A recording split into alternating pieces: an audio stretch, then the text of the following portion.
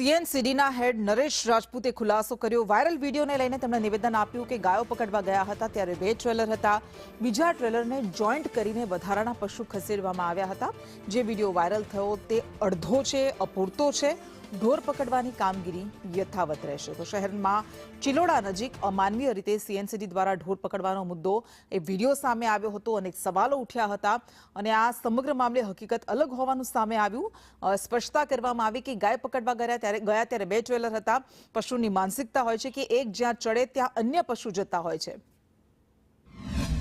આ કિસ્સામાં પણ 2 ટ્રેલર એ ટીમની સાથે હતા અને બંને ટ્રેલર એ જગ્યા પરથી પશુ પકડવા માટે સાથે લગાવવામાં આવેલા હતા।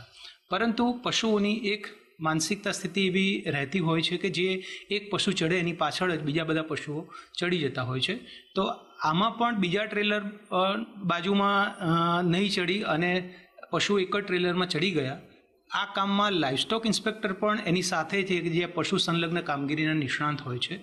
તુરત જ એમણે બીજું ટ્રેલર પણ એની બાજુમાં લગાવી અને પશુઓનું અરસપરસ શિફ્ટિંગ કરી લીધું છે।